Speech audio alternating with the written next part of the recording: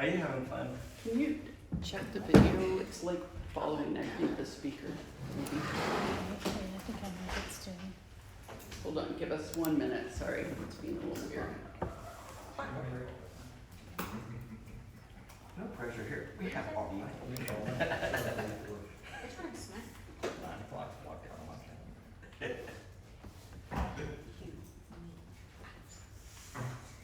Where is it up there?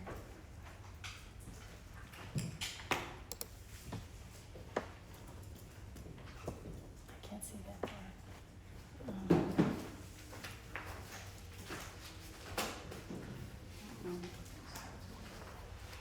Can you go to video over there? Oh, yeah. And video settings. Oh, this new thing came on. Let me turn that off. Okay. Okay. That's what it was. Okay, Okay, I'll try it. we're good now. Okay, hang on, let me start it. Recording in progress. All right, good evening, everyone. Here for the town, September 23rd, 2025, Town Commission final budget hearing. Call to order Mhm. and roll call, please. Commissioner Keller, Here. Vice Mayor Satterfield, Here. Mayor Taylor, Here. Commissioner Ramos, Present. Commissioner McMullen. Present. Okay, so on the agenda tonight are 2 resolutions for the final millage and budget public hearings. We have a resolution 2025-09 and a resolution 2025-10. Do you want to read those now, or do you want to? I'll read them out. Okay. Resolution 2025-09, a resolution of the Town of Oakland, Florida, adopting a millage rate for the levy of ad valorem taxes for the Town of Oakland for the fiscal year beginning on October 1, 2025 and ending on September 30, 2026, providing for legislative findings and providing for conflicts, severability, and an effective date. Resolution 2025-10, a resolution of the Town Commission of the Town of Oakland, Florida, adopting the budget for fiscal year 2025-2026, providing for legislative findings and providing for conflicts, severability, and an effective date. Thank you. All right, so October 1st begins the new fiscal year for the town. I know that, Gabby, you probably have a little presentation you want to show us? Just a little one. Okay. I'll get it up. Just give me a minute. Okay, so I hit share first. I haven't done this in a while. Share. Right.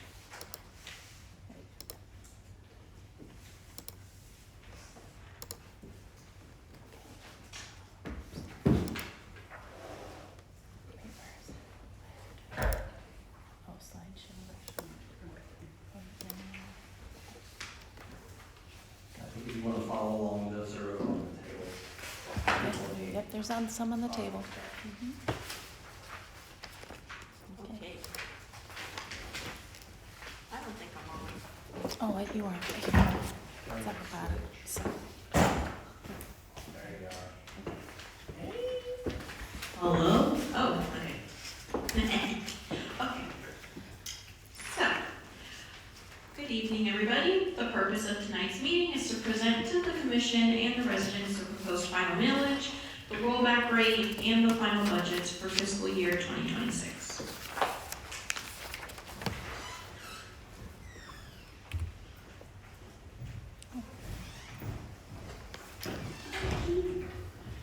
An outline of tonight's presentation. We will start with the rates. We will get public comment, and then the town commission will take action, and then we will go into the budgets, again, get public comment, and then commission will take action again. So we can go ahead and begin. So this is the presentation of the millage rates and the rollback. The millage rate for fiscal year 2025 was 6.7 mils. We presented on 9/8 that the budget was created using the same millage, and our recommendation this year is to keep the millage the same for fiscal year 2026. The rollback rate is 6.14, and the percentage change between the rollback rate and the proposed rate is 9%. That's really all I got for this part, so this is where I open it up for public comment or any questions. Sure. Okay, anyone in the audience have any questions on the budget? It's not gonna happen again, but you millage rate, sorry, it's gonna happen. Any questions on the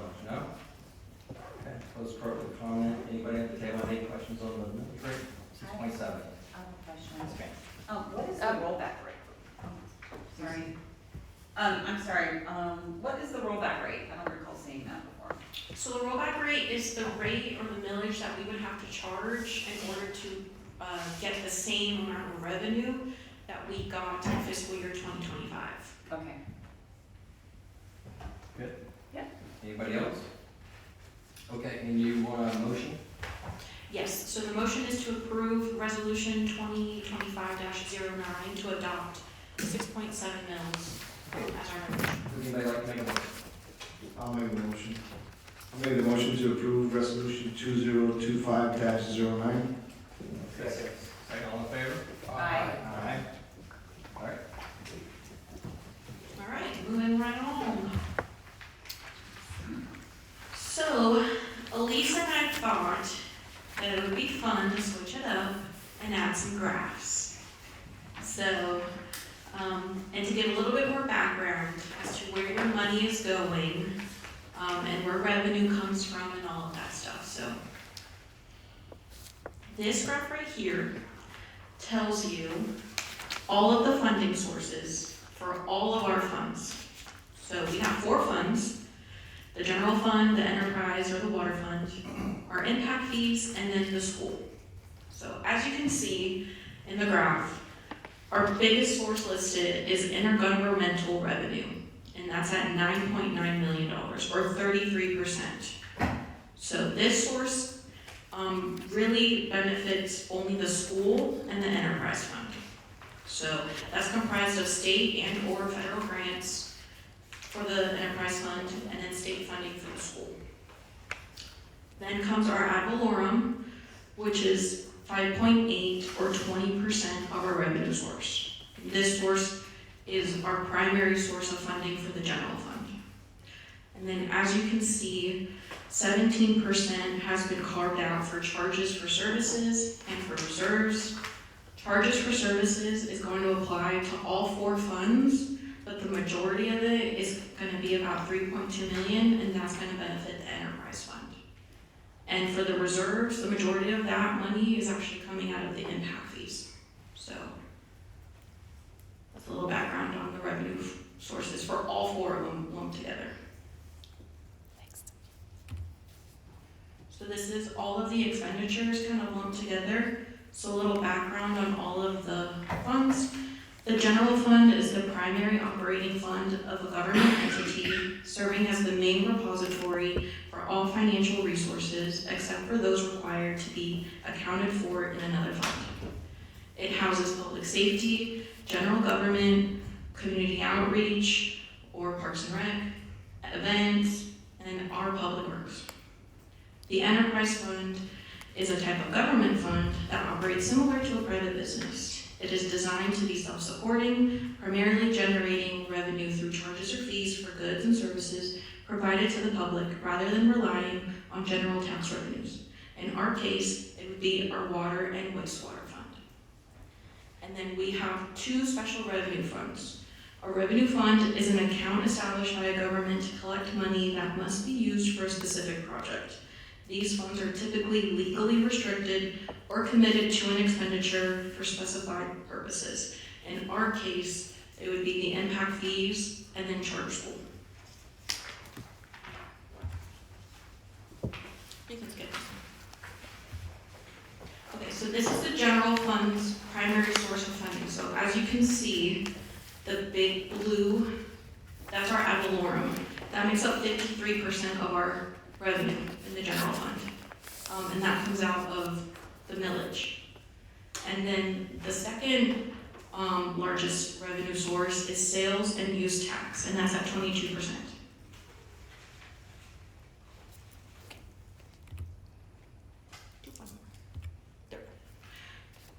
Here's our expenditures for the general fund. And I'm really harping on the general fund because that's, like I said, our primary source of funding for the town.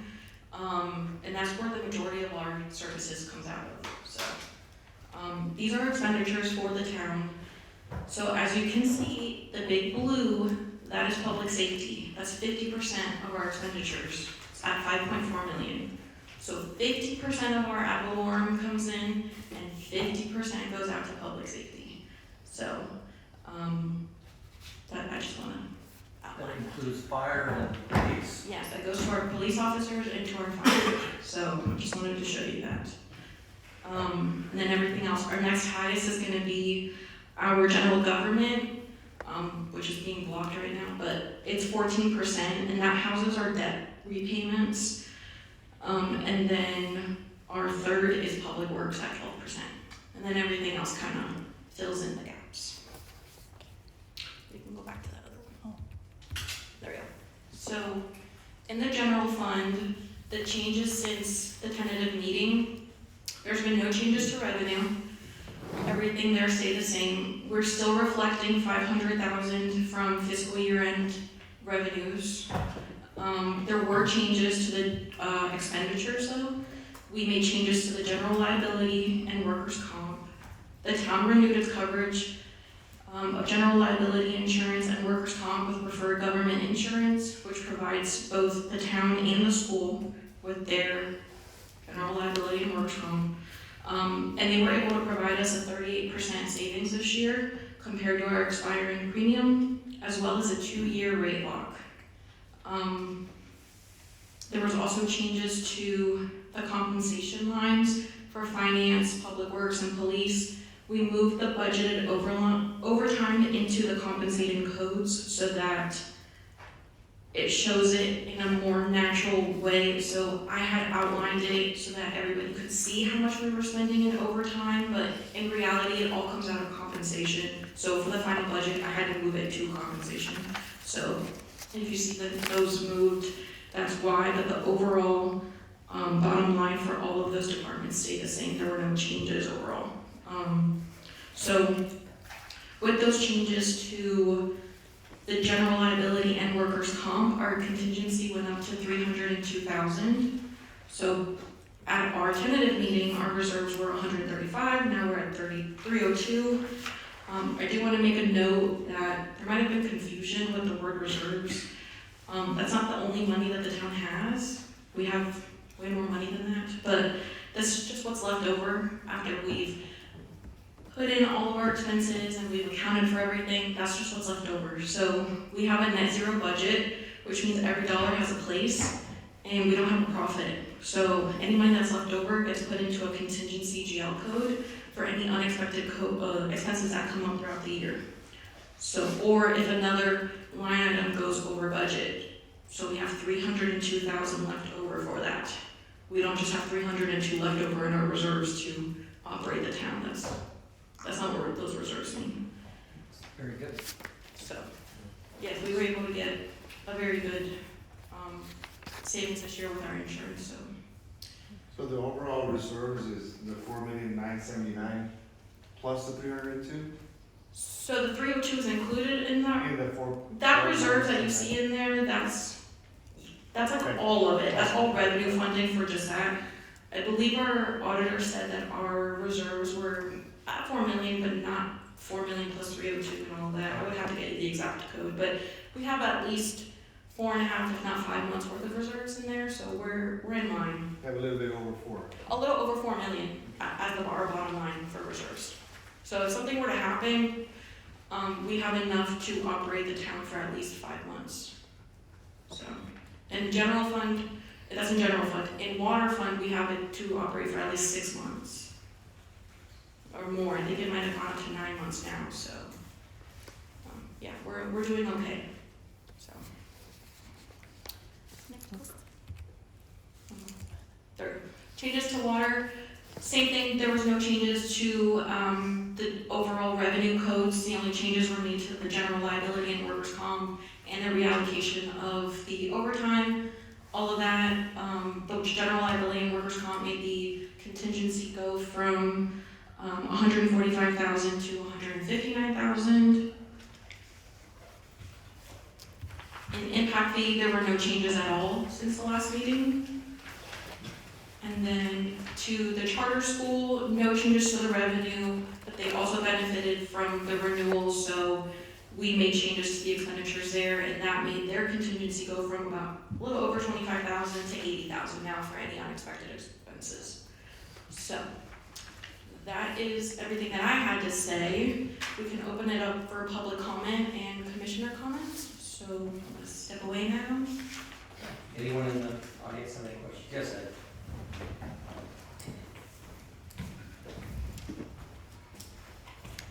Ed Kulikowski, 51 Vandermeer Street. At our last meeting, you had mentioned that there was a tentative meeting scheduled about fire with Orange County. I'm interested to know if that happened and if there was any result from it.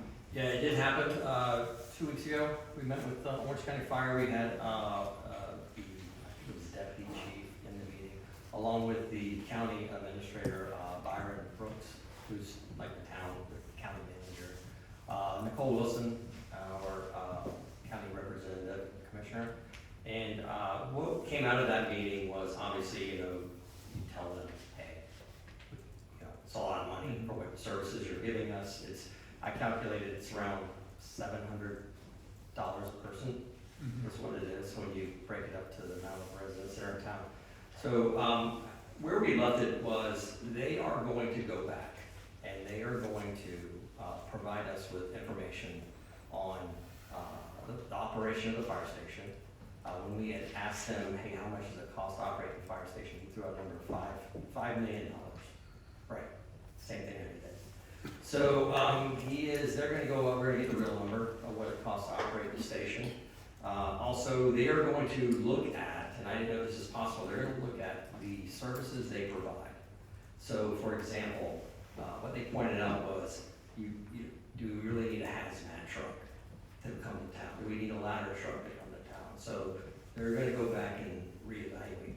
We're not the only ones in this situation. You have Edgewood, you have Belle Isle, you have Eatonville, that are all going through it. And bottom line, how we left it, and Nicole as well, was that, at some point, it's not sustainable for us to do this. And we have started looking at other avenues to take up the slack if we need to. Okay, thanks for the update. Yeah, absolutely. Anyone else? Okay. We'll close the public hearing and bring it back to the table. Commission, questions or comments? First of all, thank you for revisiting the insurance. I think that savings, we can all agree, is very much appreciated, especially because, as I shared at the last meeting, it's great that we have every dollar accounted for, but living off reserves is not something I'm comfortable with. So seeing that we're doing that really as our buffer this year, as opposed, we're still using 200,000, but again, I appreciate the staff, Gabby and Elise, and, working on that and making that adjustment, because it was obviously a significant savings. And then, we obviously just have to really watch our spending this next year and make sure that we don't go over unless it's an absolute emergency. That's all I have to add. Thank you. Anyone else? Just great job. The whole staff, every one of you guys did a fabulous job, I think. So thank you so much for everything you did for what little you have. I mean, you stretched that dollar. You definitely did. So thank you. Yeah, I was going to say great job too. Thank you for the graphs. This is something that's been asked for a long time. The graphs really show a good illustration, make it easy to read. So thank you so much for pulling that trigger. And I'm going to continue to bang the horn. I know we've talked about the grant writer. And it was good to hear that the police department has a grant writer. I know Mike does it on a part-time basis. But we need to really think about bringing a grant writer in this house. And I know there's some thoughts around that, and some potential that we're going to do that. But I'll just give you a quick synopsis. Valencia College has a grant writing department for the entire college. And that department covers all the grants as they come in, as they go out, as they administer. We need to really think like we're a big organization, because there are a lot of dollars out here to support us, and it help us avoid some of these roadblocks or some of these hitting our bottom line.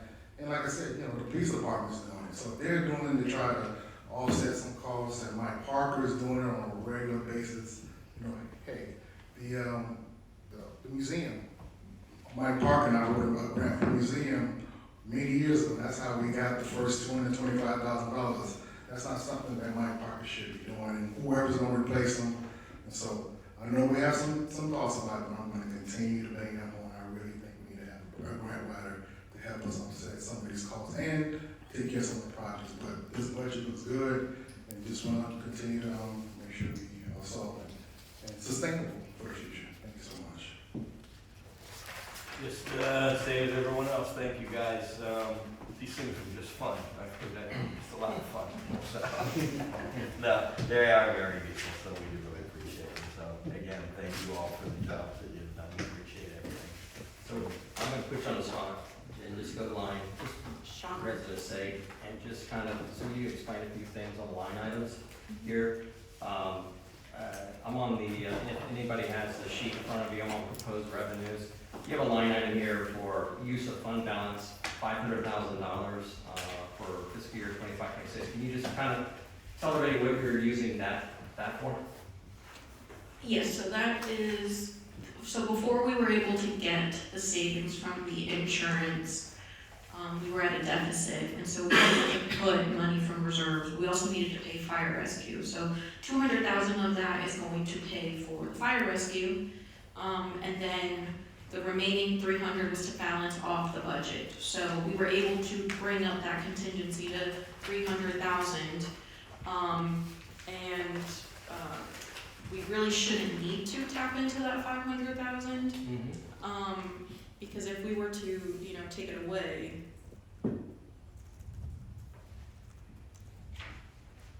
We have time, 5 minutes, And Shane, I'm just trying to figure out, what, are you on the budget? yeah. I'm on this Page? budget sheet that came in the packet. What page? 3, budget 3. It's the last line item towards the bottom. I got it. so if we were to do the 200,000 to pay it, and then if we were only able to tap into 100,000, we would be fine overall. It's just more of like to help off the overall Offset. if Any something overruns, happens. Right. Yeah, just because it is such a tight budget, we really there is no fluff in here. So it's not like we put in an extra 15% or 15% in every single line item. It's really down to the dollar, and some of them is projected based on, this is a fixed amount, this is, $500 times 12, okay, this is our number, and that's what we put in there. So if for whatever reason a company decides, oh, we're gonna, mid-year increase our rates, we didn't budget for that because we don't know what it's gonna look like, and we didn't at the time have a buffer to put in there. So that's why it's still in there. So we may not tap into it, but it's in there. It's there, yeah, okay. And that goes back to your reserves, Commissioner Kelly. I'm tapping into this. Grant writing services, you have 30,000, I think, Commissioner McMullen mentioned that. On meetings and workshops, you have budgeted 3,000 this year, but it looks like we spent 71. Yes, so I did it a little differently this year. Last year and the years prior, it really wasn't budgeted the way that it should have been. So I sat down with every commissioner along with Elise, and we kind of figured out what your needs were and where exactly you wanted to go and what would the budget allow. So in there we budgeted $600 per meeting or workshop. So we pulled about 4 years of historical data for commissioner meetings and different types of memberships that you guys all go to and all that stuff. And so we figured, okay, if everybody goes to these and this is how much it's gonna cost us. So we thought it would be in total $17,000 for all of you to have all your memberships and go to your commission meetings and to your conferences. But that particular one has always been kind of like a catch-all where it doesn't fit, it goes in there. So I try to allocate it a little bit better. You guys don't have my notes, but I have them broken down. So for example, that 3,600 per meeting, because that's just how it's been historically. You guys have gone to that many meetings. For the 5,000 for travel and per diem, it's $500 per commissioner for your memberships, $2,500 for group memberships. So you guys are all members of FLC, Tri-County, Metro Plan, that type of stuff. So it's kind of all put in there. Before, it's just been put in wherever. I tried to itemize it a little bit better and actually figure out how much it actually costs for you guys. So I don't know if this will be an accurate number. It might still be a little bit over, it might be under, but I'm hoping that this kind of helps us. Okay, so if you added up the membership costs and the legislative events and the meetings and workshops, that's kind of what you have. That's kind of what I totaled, yeah. Yeah, total in there. So, almost $10,000. Yeah. Yeah. Because this also includes your compensation in there, your Yeah. little $500. Got it. Or no, $599, sorry, One $599. good. I'm moving on to the proposed expenditures on sheet 9. It's the compensation for human resources. Yes. And if, I don't know if we mentioned it later, but our human resources director is not resigned. Yes, she resigned, she's moving out of state. We do have money in there, so what is our game plan for? I'll let Elise handle this. Yeah. So we're not rehiring an HR director, what we're rehiring for after talking it through with Melody. Melody's last day was yesterday. We're hiring an HR manager that has payroll experience. And we've gotten a bunch of applications already. We just posted, we've gotten a bunch of applications, so that's good. Melody is gonna stay on part-time payroll until we fill the position, just to help out with the payroll part of it. But after analyzing it, it really doesn't supervise anybody. We felt that the HR manager was a better level, so that will bring down the compensation just a little bit. So we're gonna be revisiting any positions that become open to make sure that they make sense when we refill them. Okay, thank you. Moving down to sheet 10, looks like it's proposed expenditures, and maybe you can answer this. Historic cemetery, we have $20,000 in the budget. Looks like last year we spent a little over almost $3,000, and you were saying that that money is allocated, supposed to be in there. Yes, I can refer to Parker to this, but I believe it's a contract. So, several years ago, some of the commissioners may recall, we set up a fund for that cemetery, not to exceed 20,000. There are certain things that were recommended to be done in that cemetery that were, there's not a big push to do it, so we're taking our time, but we are setting aside 20,000 every year at the, I think it was Steve Coons set that fee. Sure. And that's for maintenance or It's something for, happens it's for inside? maintenance, it's for maintenance of the historic cemetery and then the establishment of, like a walking path through it. That would be it would be a guided path. They would have to be with someone that was certified to go into the cemetery. It's not open to the public, so. Sure. But it was just basically a footpath through the cemetery. Last year, we used the majority of the 20,000 to do tree removals from the hurricane. We had the hurricane knock down a lot of trees over there. So it just varies from year to year, but there is 20,000 for that. Great, okay, thanks.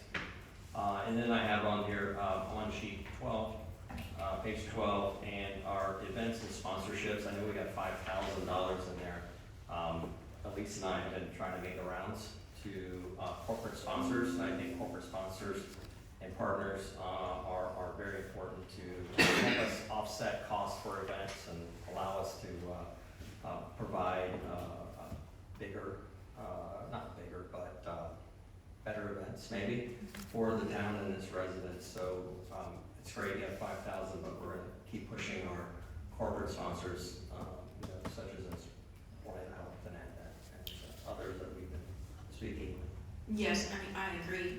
We haven't really tracked sponsors, because we really didn't have huge sponsors before, and if we did, it was unfortunately just kind of put into the Potter General Fund, and so we're trying to, I got with the Arts and Heritage Center and the events team, and we kind of sat down and we figured out what the best course of action for them, so if they do have sponsorships, that they actually receive those sponsorship money, that doesn't just go into miscellaneous revenue and it goes into the general fund pot. So we created the GL code so that if they do get it, they're able to itemize it better, or we can at least start tracking it a little bit better. So if a sponsor goes, oh, here's $5,000, do with it what you will, then we have the GL code. Or if we have a sponsor that goes, oh, I want to sponsor your Christmas lights, we can itemize it better rather than, just assuming that we got 5,000, where did it go?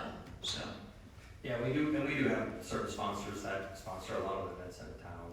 We do appreciate anything that we can get from those. Shane, I just have a quick question on that. So it says event sponsorships 5,000, but it's an expenditure. So is it us sponsoring things or? so for every, like I mentioned before, it's a net zero, so every dollar that comes in has to have a dollar going out. Okay.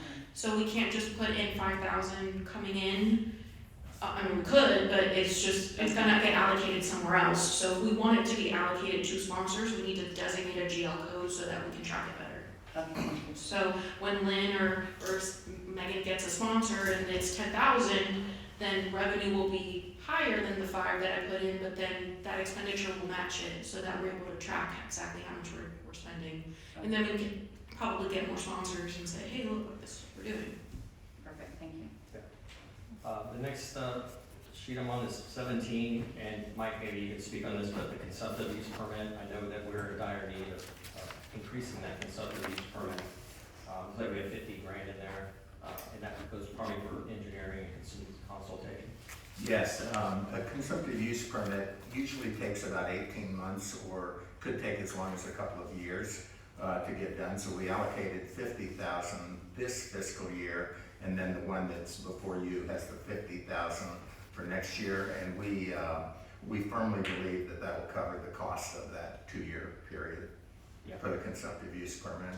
Okay, and we'll be hearing a lot about water over the next several months here coming up. Most likely, yes. And then on to the impact fee funds. I'm looking at water systems, additional water plant and pump designs.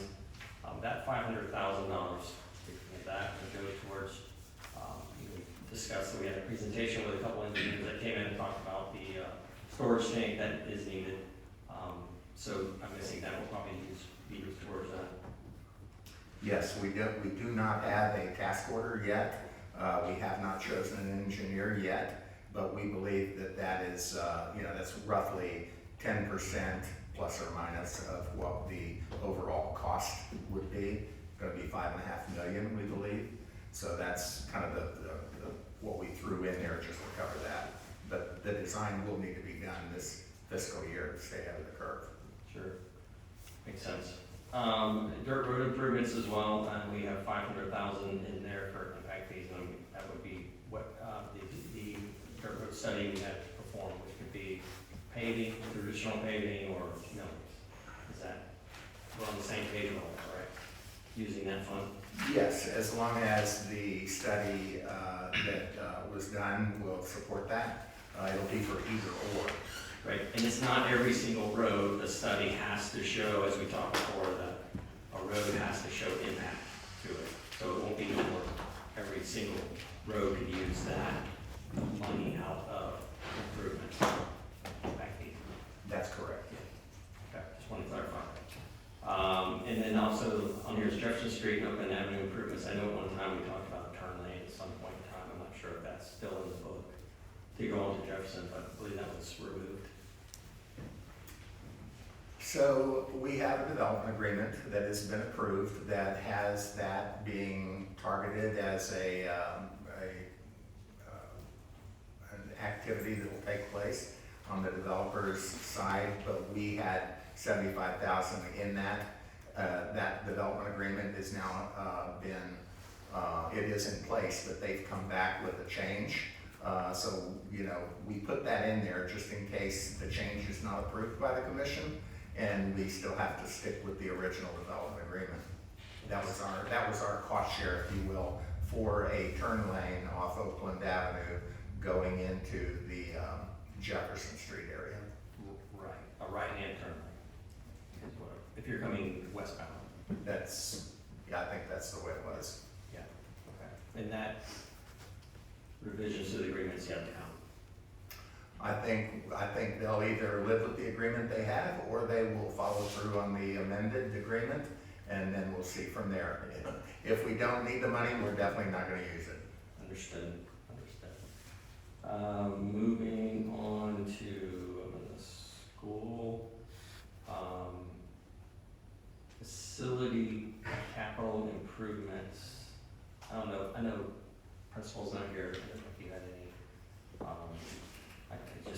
still the capital improvements on that, it's 178,000 this year, set for some special, that was on the agenda tonight. I think if you look at your capital improvement plan, the school has it called out what improvements are gonna be done this year. Is that in this packet? It was last time, I don't know that it got put in this time. I didn't see it in this packet here. Well, there's, on the next meeting, there's the payment for, Yeah, that's not capital improvement, that's something separate, but the last packet for the last meeting had the capital improvement plan, because you guys approved it, and the school was on there. Okay, yeah. Yes, get some refresher on that, be good. Thank you. Mhm. And then you're happy about the school's reserves. That's good. That's all I have. And then I just want to reiterate what Gabby was saying, the 80,000 is not their total reserves. Even with the increase, they have several reserves, so as does the town, that aren't in the budget. So that's not the only thing that they can work with if there's an emergency. Correct. Just so we don't have to touch any reserves. I got a question about the reserves. Remind me, are we investing those dollars anywhere? Yeah, so we have, money in the state through Florida Prime, and then we have impact fees and a money market through our bank. So we have general fund and water reserves in the state. Roughly how much are we investing? So general fund, we have almost $2 million in there, and then water fund, we have almost $1 million, and then impact fees, we have almost $4 million. So almost our entire amount of impact fees currently that isn't being used, like in our bank account, is sitting in a money market gathering impact, interest. It's good interest rates too. We gained $9,000 last time, Yeah, we did. our last, big statement, so. Okay, no other questions, for me, if anybody else has other questions, you need a motion. I just was gonna say again quickly that I thank you for the graphs and stuff and really explaining that. I think that it's really good to have it in, I was gonna say black and white, but it's color. Because as we've all talked about repeatedly over the last several meetings, for the residents to really see how things are is so important right now, because like you said, for basically what we get in the ad valorem taxes goes right back out to public safety, and with the impending legislative possibilities, I think it's important for our residents to see that. So thank you again. And with that, I would like to make a motion to approve resolution 2025-10 to adopt the fiscal year 25-26 budget. Second. Good. All in favor? Aye. All right. Nice job, Mary. Thanks. And with that, we'll adjourn. Should I do graphs next time?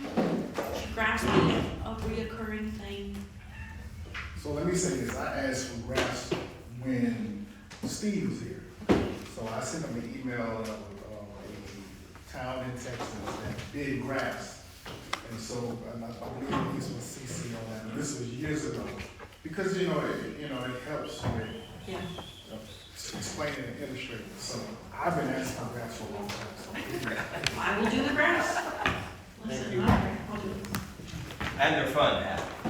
They're not fun to make, I'm not gonna lie, Oh, I thought that's what you meant. but I will do that for you guys. It's easier to understand. Yeah, they're easy to Thank understand. you, Joseph, for insisting. All right. So wait. All right, I'm back. You said that or you said that? We said that. Hey, hey, hey,